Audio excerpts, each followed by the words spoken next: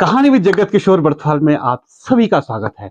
और आज मैं आपसे मिलवाने जा रहा हूं। आपने संगीत तो सुना होगा, शायद अगर आपने ध्यान दिया होगा, कुछ तो बज रहा था, कुछ तो उंगलियां चल रही थी, कुछ तो थिरक रहा था, कुछ तो आपको याद आ रहा था।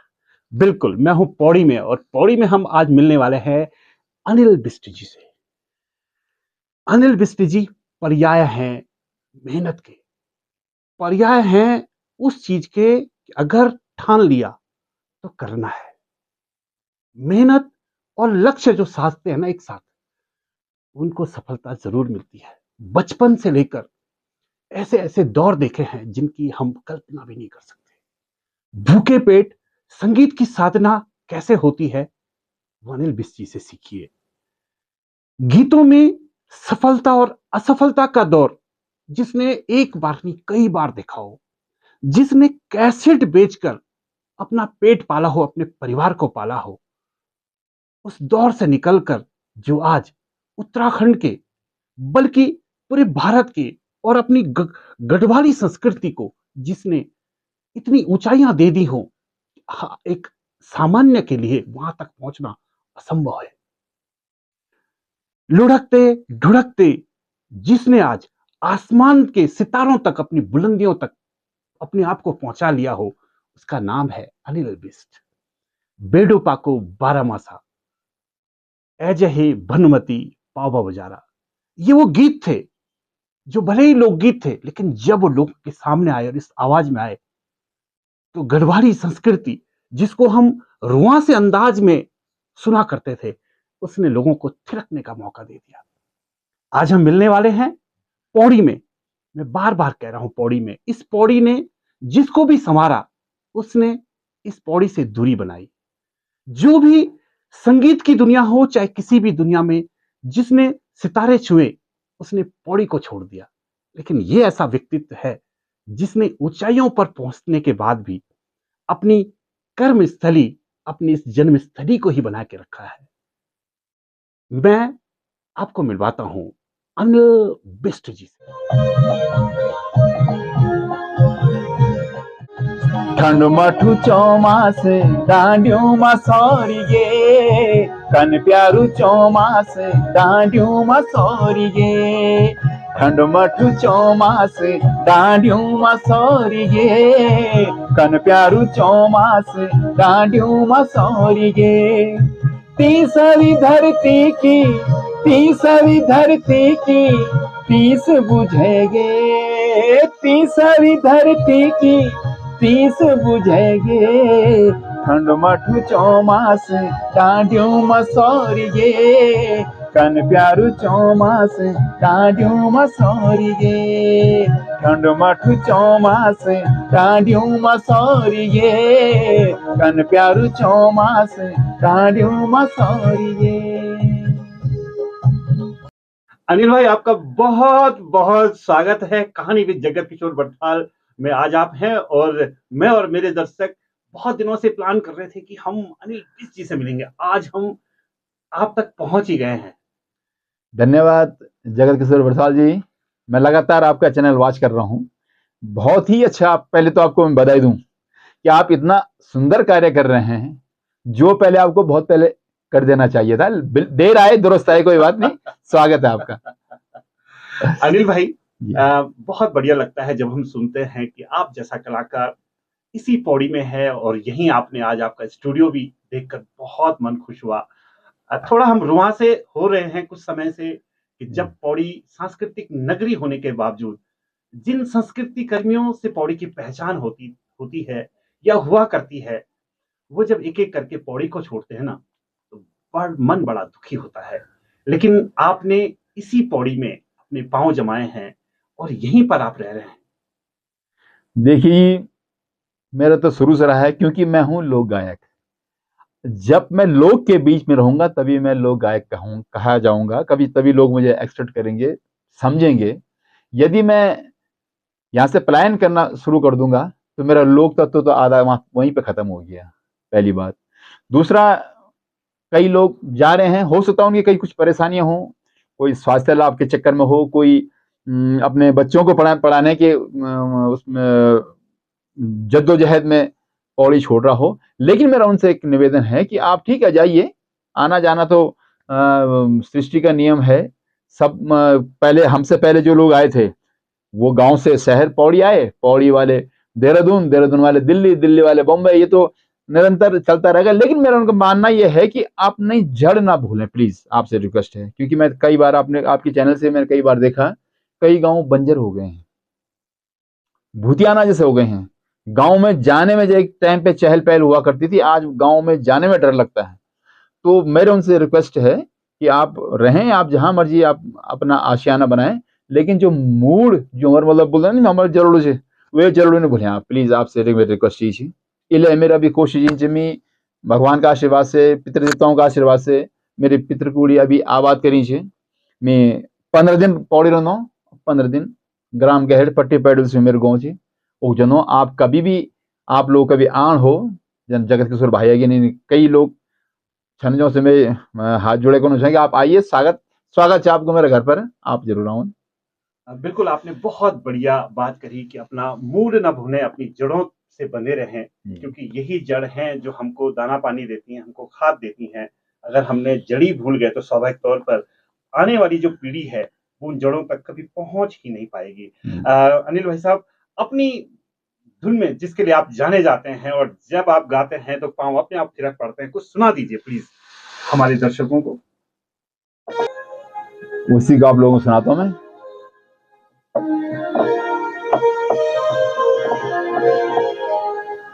हे सचे ए जहे भानुमती पाबो बजारा, आहा तुए तई मुल्यो लुहे कुर्ता सुलारा। सचे ए जहे भानुमती पाबो बजारा, आहा तुए तई मुल्यो लुहे कुर्ता सुलारा। बीड़ी को बंडल है भानु, बीड़ी को बंडल, बीड़ी को बंडल है भानु, बीड़ी को बंडल।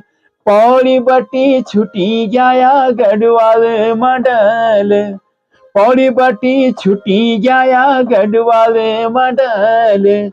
ऐ जहे भानुमती पावो बजारा, आहा तुए तई मुल्यो लुहे कुर्ता सुलारा।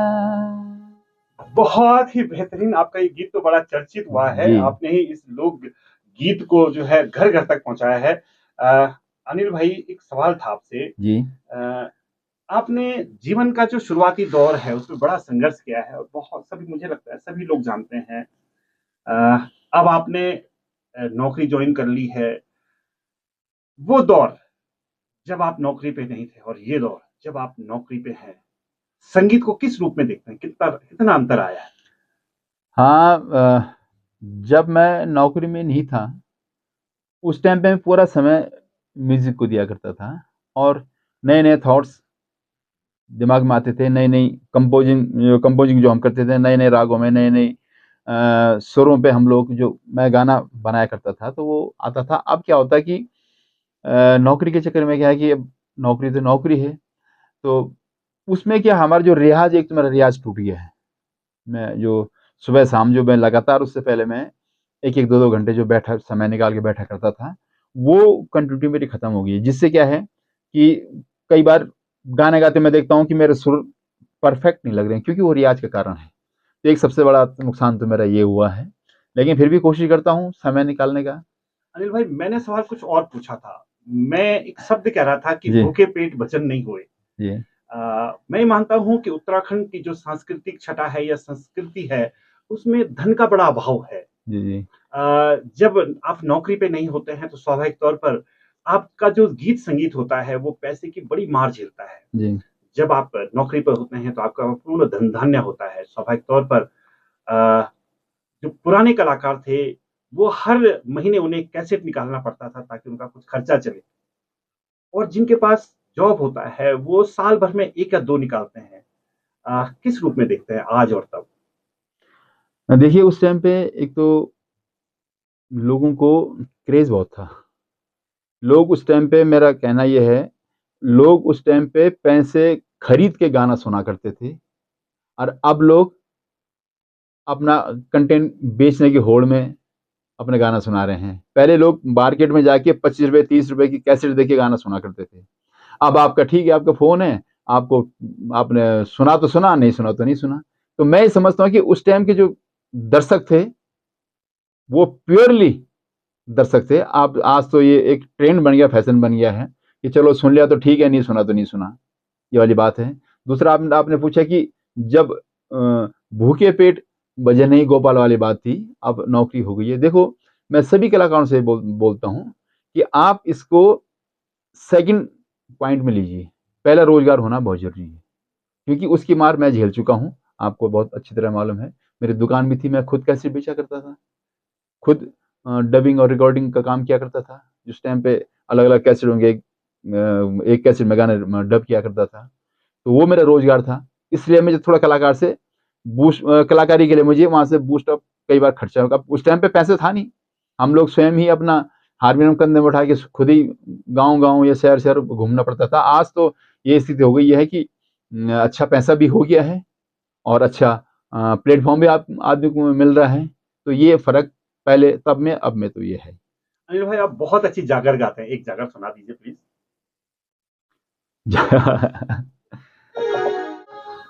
अब आपने जागर की बात की, तो मैं पौड़ी में हूँ, और हमारे कणोजा ठाकुर हमारे भूमियाल देव हैं, और मैंने अपनी जागर की शुरुआत भी उन्हीं के जागरों से, गायन से किया है। बिल्कुल। तो लोगों ने बहुत अप्रिशिएट किया, और आज मैं लगातार जागरण में भी जागर के लिए ही मुझे बुलाते हैं। तो कुछ 2-3 लाइनें जो लिखी हैं वो आपको सुनाता हूँ। ओम जो देणो जस देणो कुरुम देवता, भूमि को भूम्याल छई, क्षेत्र को क्षेत्रपाल छई, निर्मल गंगा की धार छई, पंच बद्री पंच केदार छई। अरे धूनी रमीचा आसन बिछूचा, अरे धूनी रमीचा आसन बिछूचा, आदेश लगो दो हे गोरिल का डोरा। अरे बदरी का बाण रेंदी केदारी काठ्यूमा, अरे बदरी का बाण रेंदी केदारी काठ्यूमा, बाबा कौली धुमा कोट होलो चंपावती राजा, अरे धौली धुमा कोट होलो चंपावती राजा, तेरा पिता झालू राई, तेरी माता वकालिंका, हरुआ कलेवा तेरा भाई छनारे, हरुआ कलेवा तेरा भाई छनारे, आदेश लगो दो हे गोरिल का डोरा।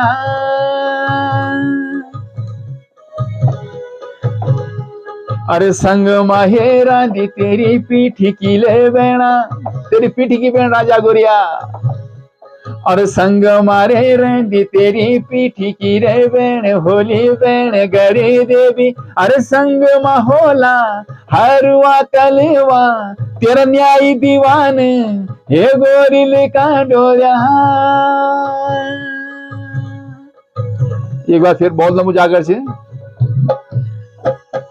बाबा कंडोरा गोरिल कंडोरा, बाबा कंडोरा गोरिल कंडोया आदेश लगो दो है न्यायल प्रतापी राजा बाबा कंडोया गोरिल कंडोया बाबा कंडोया गोरिल कंडोया।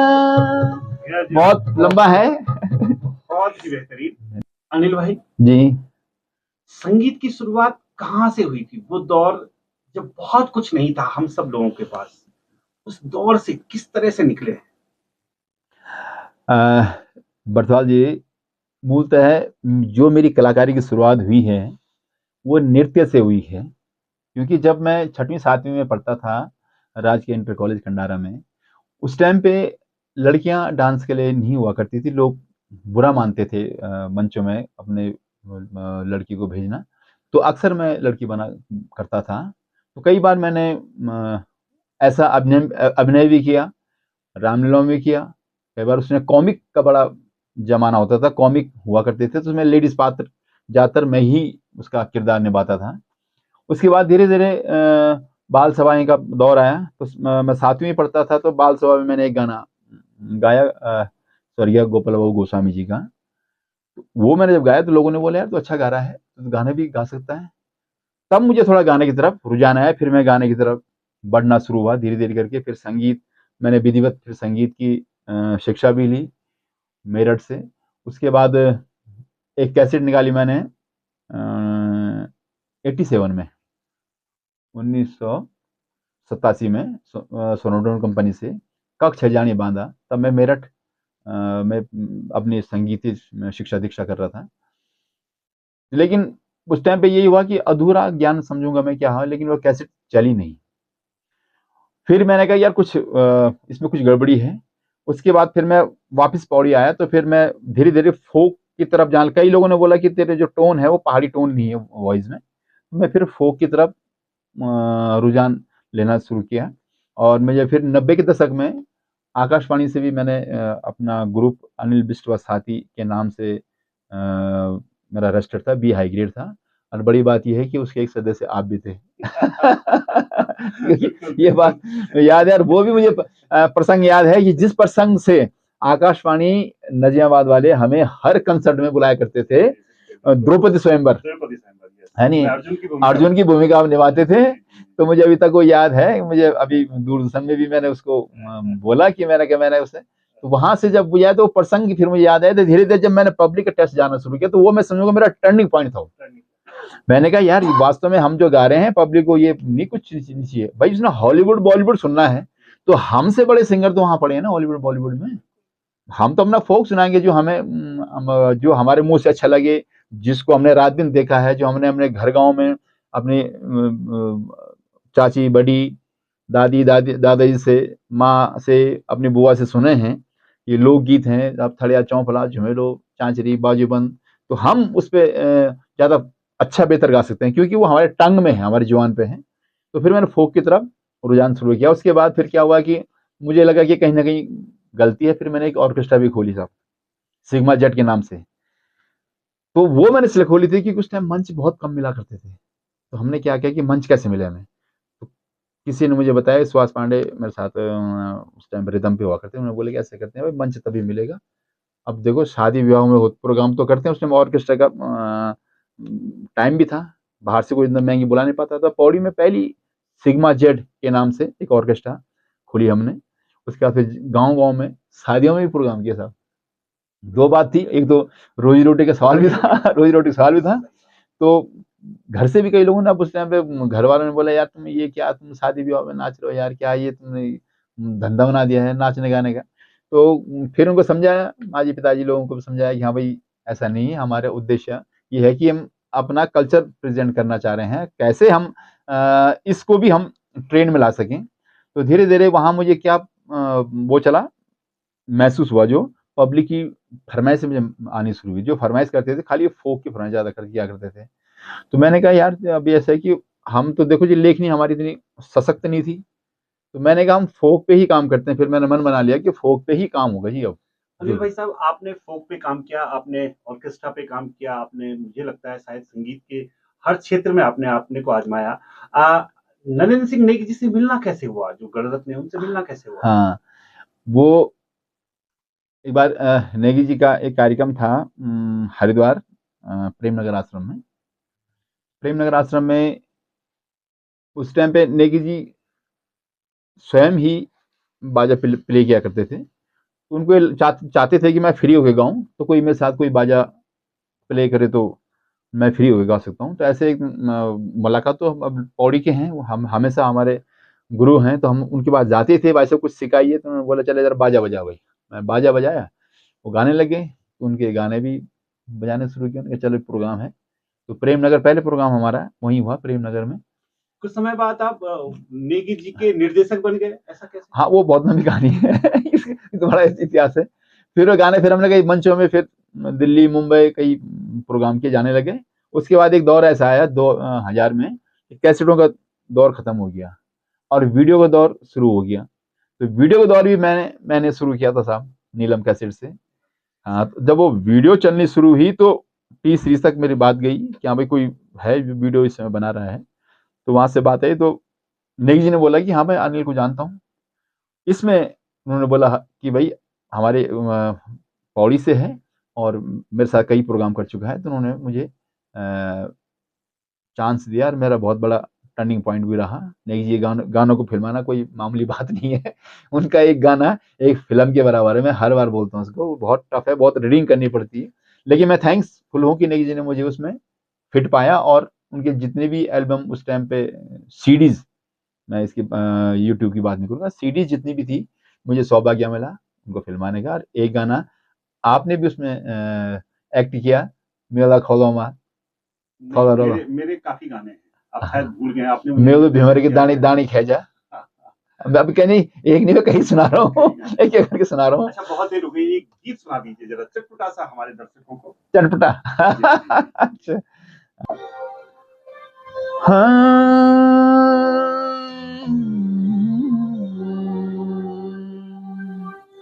오르내루 애야야와 제타키 짜파레 제타키 짜파레 제타키 짜파랴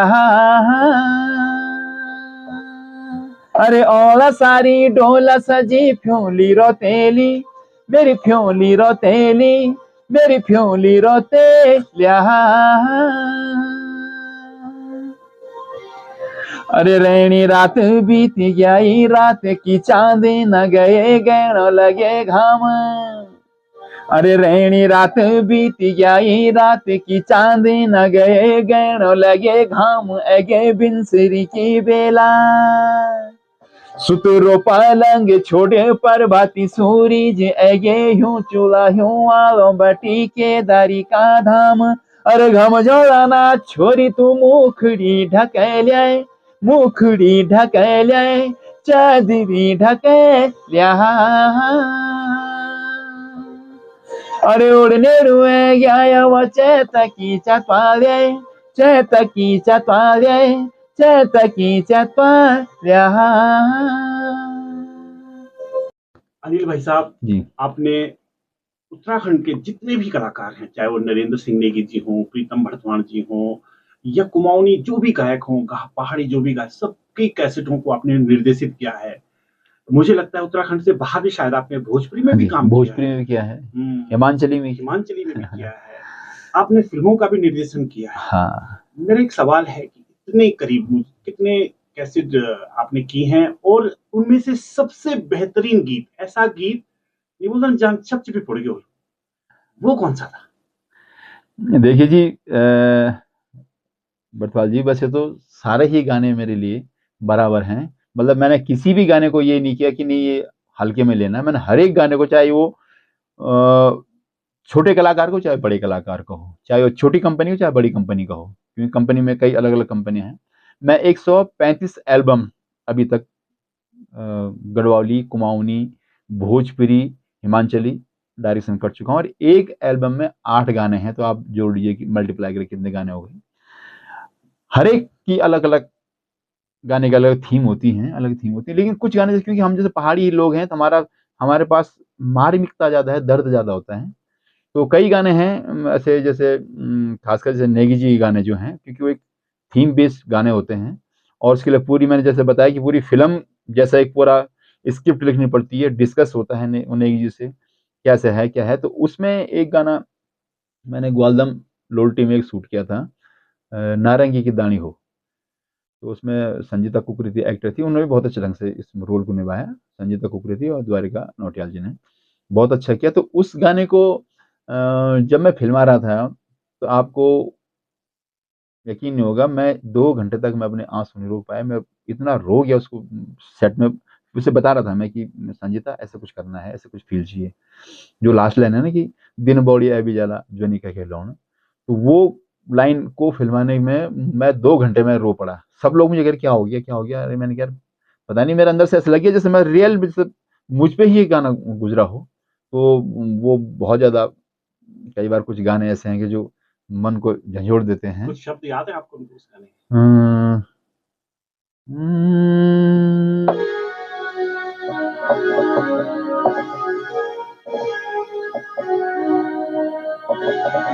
गाना तो है वो नारंगी दानी है।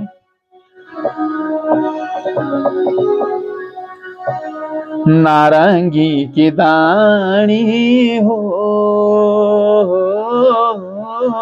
नारंगी की दानी हो, ज्ञान सुखी होलो बजी, ज्ञान सुखी होलो बजी, मुखड़ी को पानी हो, हे बजी मुखड़ी को पानी हो। अब इसमें एक लाइन है लास्ट में जो मैं जिसकी मैं बता रहा था, प्रेमा क्या लगोण हो, प्रेमा क्या लगोण हो, बिन बड़ी है भी जाला, बिन बड़ी है भी जाला, ज्वानी का खिलौने हो, हे द्यूरा ज्वानी का खिलौने हो। गजब। ये गाना वाकई मुझे लगता है नेगी जी का हर गाना एक पूरी जिंदगी जी लेता है। जी लेता है। अनिल विज जी, आजकल एक बड़ा ट्रेंड चला हुआ है। एक तो उत्तराखंड में हर कोई गायक बना पड़ा है, और ये आप देख ही रहे होंगे मांगल के द्वारा। जहां भी देखो वहां मंगलेर हैं, मंगलेर और अथाह मंगलेर हैं, मतलब कोई गिनती नहीं कर सकता। आज अगर सरकार अगर पेंशन देना चाहे ना, तो मुझे लगता है सरकार लूट जाएगी। इतनी मंगलेर हमारे उत्तराखंड में हो चुकी हैं। क्या मानते हैं इस सबको, क्या है ये? जगत किशोर प्रसाद जी, आपने बहुत अच्छा सवाल पूछा। पहले तो सबको मैं बधाई दूंगा। अच्छी बात है कि हमारे जो पारंपरिक, जो एक विधा हमारी, जैसे पारंपरिक जैसे हम बोलेंगे कि जो परंपरा से जुड़ी हुई मांगल गीतों की हमारी, वो लोगों ने एक्सेप्ट कर दिया दोबारा उसे। एक्चुअली बचपन में भी हम लोग सुना करते थे मांगलों को कि ये क्या गा रहे हैं, लेकिन उस तब हमें इतना वो नहीं था कि इसका मीनिंग क्या होता है, क्योंकि छोटे थे, सुनते जरूर थे, अच्छा अच्छा लग रहा है, कर्णप्रिय लग रहा है, लेकिन मीनिंग क्या है, क्यों हो रहा है, तो ये बाद में मालूम चला। तो मांगल का क्या है कि सबसे पहले एक मैंने हल्दी हाथ नाम से एक एल्बम बनाई टी सीरीज में। उन मांगलों का कलेक्शन किया था आदरणीय गणरत्न नरेंद्र सिंह नेगी जी ने, और उनको रिकॉर्ड करके उसका वीडियो बनाने का सौभाग्य मुझे प्राप्त हुआ। तो मैं उसको बनाया, तो लोगों ने उसको बहुत पसंद किया। अब पसंद हुआ तो मैंने कहा यार ये लोग पसंद तो कर रहे हैं, लेकिन इसको ट्रेंड में कैसे लाया जाए। ये तो फिल्मा का नहीं बात अलग है, लेकिन मांगल तो हमारे रियल अपने कार्य में, जैसे हमारे शादी विवाह होते हैं, मुंडन चूड़ाकर्म होते हैं, वहाँ भी मांगल लगते हैं, और अन्य कभी जो शुभ कार्य जो होते हैं वहाँ भी मांगल लगते हैं। तो कैसे होगा, तो एक बार क्या हुआ कि रमेश उनियाल जी हैं जो पीएचडीसी में असिस्टेंट राइटर थे, उनकी, वो मेरे बहुत पुराने जानने वाले थे हमारे, और संगीत के बड़े प्रेमी थे। वो टिहरी के रहने वाले हैं, अब देहरादून में भी सेटल हैं। उनकी बेटी डॉक्टर है इस समय विकास नगर में, और उनका जवाई जो है वो पंजाब से है, वो भी डॉक्टर हैं।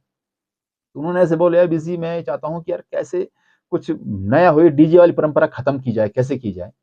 तो ये 3-4 फरवरी 2014 की बात बता रहा हूँ, मैं 14 में शादी हुई थी। तो उनको मैंने बोला कि मैंने बोला जी अगर आप कल्चर के प्रेमी हो तो एक काम ऐसा हो सकता है कि एक मांगल गीत होता है, तो चूंकि टिहरी की साइड थोड़ा कम प्रचलित है, हमारे यहाँ ज़्यादा प्रचलित है, तो उनके समझ में आया नहीं, तो मैं यहाँ से हारमोनियम लेके गया देहरादून उनके घर वालों को सुनाने के लिए। उनको बताया कि ये जैसे गणेश पूजा होगी तो गणेश जी की वंदना चलेगी, और अगर पितृदेवताओं का होगा तो कागा न्योता सुनाई देगा, और गौ ब्राह्मण के लिए सबसे पहले जो न्योता होता है उसके लिए सब मांगलों की पूरी डिटेल उनको बताई मैंने। उन्होंने कहा ठीक है, एक शर्त है, आप उसको किताब भी छापनी पड़ेगी आपको। मैंने उसमें किताब भी छापी, फिर प्रत्येक उनकी शादी में सबको बांटी गई किताब। उस टाइम पे अमृता रावत जी संस्कृत मंत्री थी, वो भी इस मांगल में आई, मंत्री प्रसाद नैथानी जी भी इस मांगल में आए थे, उसमें मंत्री थे, नथ पहन के आए बाकायदा, क्योंकि उनका ये था लिखा कि नथ पहन के ही इस मांगल की तुम आप बांधो में, यार जो भी आपका वो है कार्यक्रम उसमें आप शरीक हो खास करके। तो वो ट्रेंड वहां से शुरू हुआ। वो आप देखोगे मेरे यूट्यूब में चैनल में भी है, अपने अनिल विश एंटरटेनमेंट में, वो लाइव है, वो रिकॉर्डेड नहीं है, वो लाइव शादी हो रही है, मल्टी कैमरा सेटअप मैंने लगाया और लाइव साउंड चल रहा है, लाइव हमारे सिंगर जो हैं, और 7 दिन की वहां पहले मैंने देहरादून में रिहर्सल कराई सारे सिंगरों से कि भाई ये गाना है। तो उसमें वो मांगल फिर शादी में हुए, और आज उसकी इतनी डिमांड है तो मुझे बड़ी खुशी होती है। कम से कम हमारे कलाकारों को रोजगार मिला है। एक मांगल जरा सुना दीजिए प्लीज।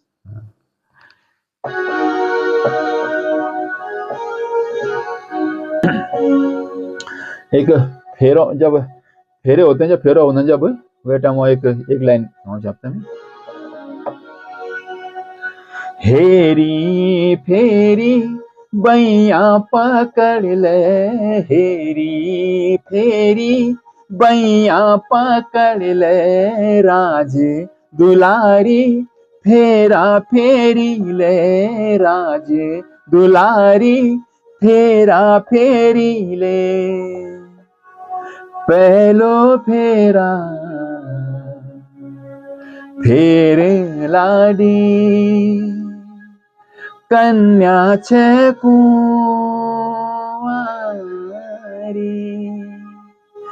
फेरे फेरा लाडी मेरी, कन्या छे कुंवारी।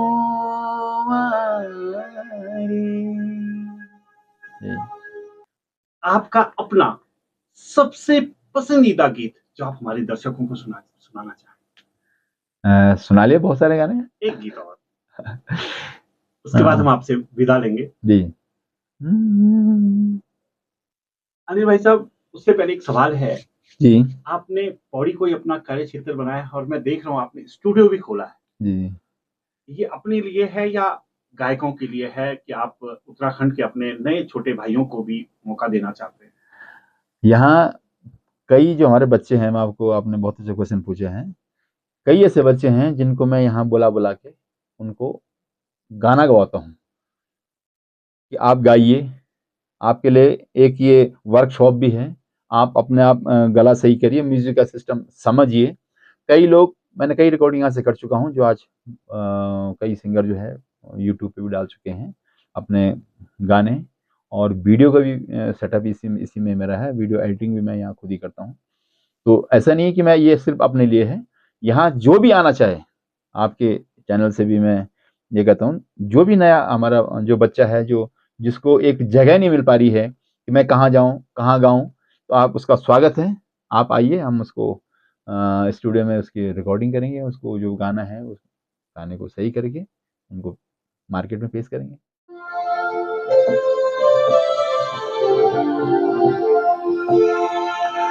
नौबती को बलि डंकाया, नौबती को बलि डंकाया, पहुंची गे बागुड़ी, जीतू रावण की लंका लो, जीतू ले बगे ज्वाला, हाँ बल बाका बगे ज्वाला लो, जीतू ले बगे ज्वाला, हाँ बल बाका बगे ज्वाला लो, जीतू ले बगे ज्वाला, घंटी जाली बल केराया, घंटी जाली बल केराया, बगुड़ी का सेरा पड़ी, अछेरियों को घेरा लो, जितुले बगेडवाला हाबल अछेर्यूको घेरालो